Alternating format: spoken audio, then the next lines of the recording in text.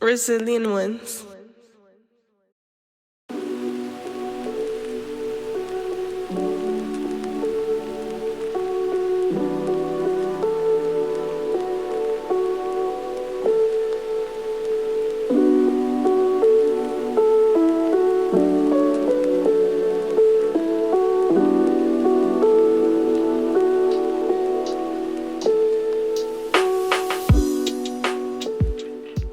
So when the opportunity for resilience to actually become a reality for the city of Oceanside, I knew that it had to be done right, but I didn't know at what level I would be involved.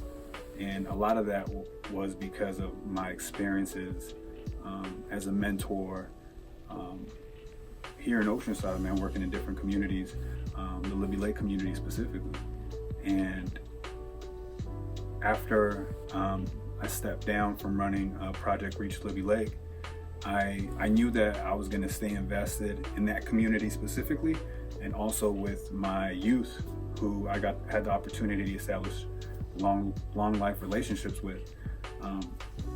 But when resilience came about, I just wanted to make sure that it was done right. And I'll never forget a conversation I had with the mentor, and when we were trying to come up with the name for the program, he had mentioned that we should name the program Resilience.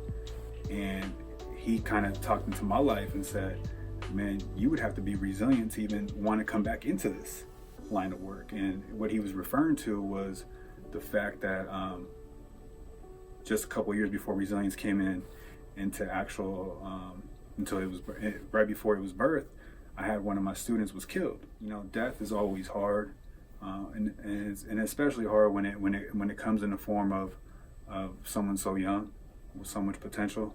And it also shocks you even more when it takes place under circumstances that you would never even imagine that a murder would take place at.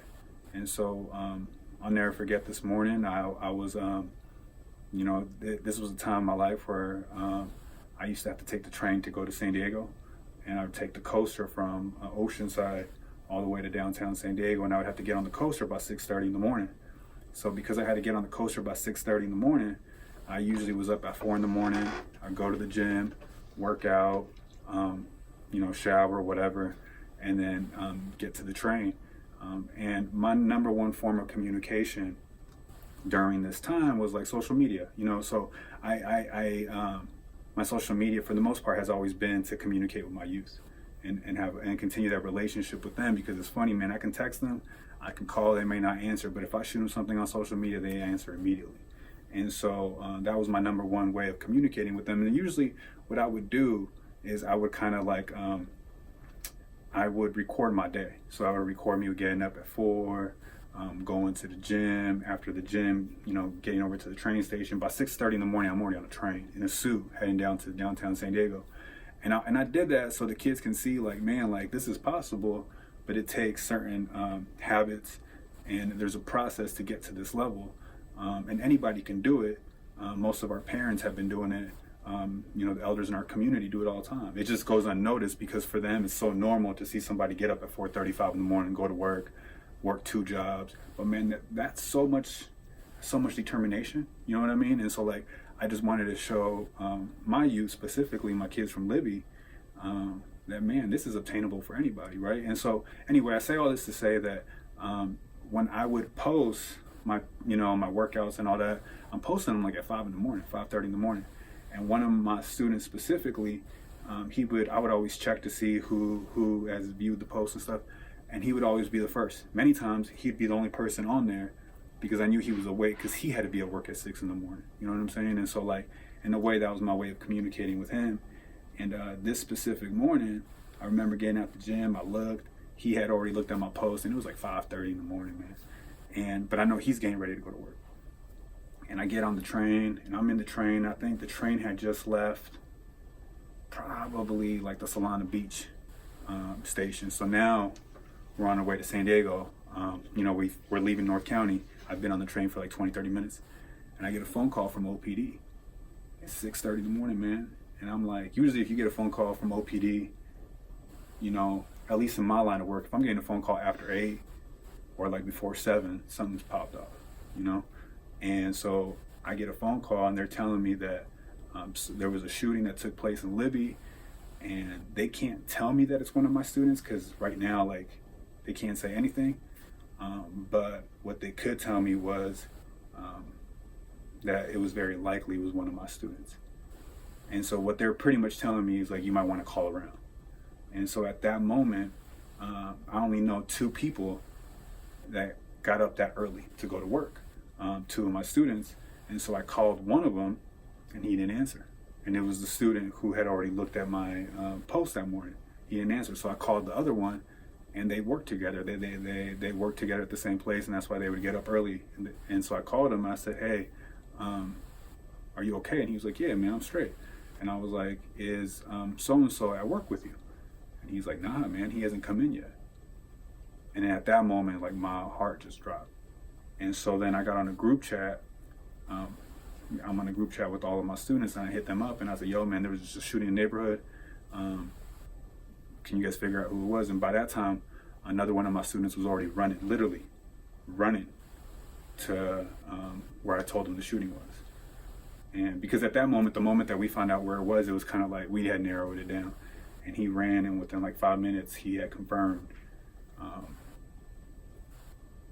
that not only was this specific one of my youth shot, but he was shot dead. And so for him, you know, and then when you hear about the circumstances given, you know, he was shot in front of his house, he was shot in his work uniform, his dad was gonna take him to work, he was shot in front of his dad, his baby boy was in the house. I mean, he was doing everything that you'd want somebody to be doing in their life at that given time. You know what I'm saying? It wasn't like he was shot at the park or he was posted up somewhere. Like, he was killed at 6:30 in the morning in his work uniform in front of his dad. And he was somebody that I had just seen with, you know, we had celebrated a high school graduation with another one of my students just a week prior. I was there talking to him. He was with his baby. And for that to happen a week later, man, you know, I mean, I've been involved with students getting shot or going to court hearings where some of my students are looking at 10, 15, 20 plus years. And I've experienced that, you know what I mean? And that's just as sad. I mean, it's different, but it's sad because you're in the courtroom on this side with the parents, their hearts are broken, and their 18, 19-year-olds about to get 20 years on a second strike already. So you know they're gonna serve, you know, the majority of that term. And so I've experienced that. I've gone back to the holding cells and had conversations right before they're about to be sent out. But this right here, man, that was, you have certain murders. I mean, every murder is tough, man, but there's certain, growing up in Oceanside or in any hood, there's certain murders that take place that literally change that generation. Certain generations are defined by that murder. You know what I mean? And this specific murder was one of those. It was one of those murders that defined and you know, this is a new generation. This murder took place, so you know what's going to happen given the circumstances of that murder. And usually when there's a murder of that caliber in the community that rocks the whole community, you know, we've seen it, like gang enrollment goes up. The same way that if the United States gets bombed by terrorists, military enrollment goes up. You know what I mean? It shakes this community, creates so much trauma, because to think it was still a school day and you have a 19-year-old young man in his work uniform dead in his neighborhood before the kids are about to walk outside of their home to go get on the school bus, before they're about to walk to school. And he lives like on a main road. So now you have the entire neighborhood, people about to go to work, kids about to go to school, a dead body in their neighborhood. How common is that for people? You know, if you grow up in the hood, it's just like, man, it becomes another street visual.